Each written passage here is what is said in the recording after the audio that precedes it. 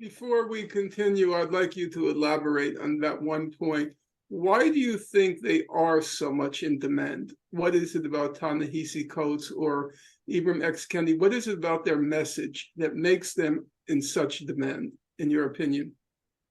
I think that, with the neoliberal war against working and poor people that emerged in the 1970s, given the international crisis of capitalism at that time, with the Clintonite and the Democratic Leadership Council, you got a shift from the old style liberalism of the New Deal and Roosevelt into a neoliberalism to steal the thunder from the right wing, deregulate markets,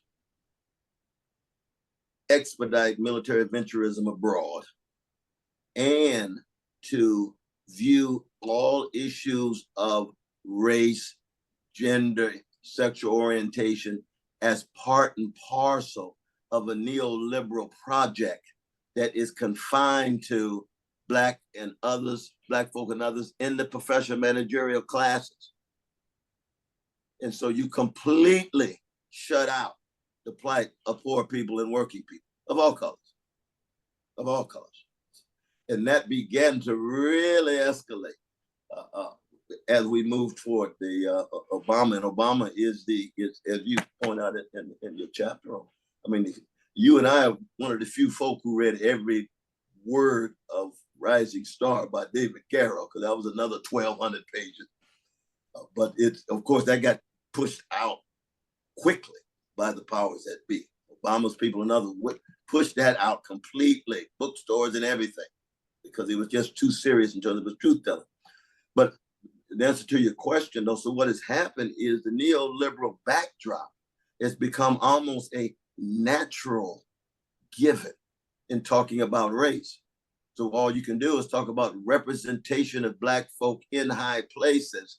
And the more Black faces in high places in the empire, in the economy, in the professions and so forth, is the litmus test for Black progress.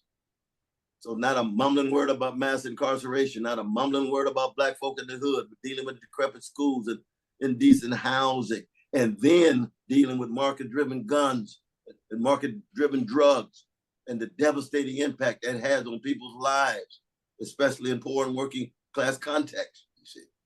And there's no doubt, I've made this point over and over again, that if Black upper middle class kids were going to jail at the same level of intensity that Black poor and working class kids were, we'd have different kind of Black leadership, qualitatively different kind of Black leadership. NAACP people look very different.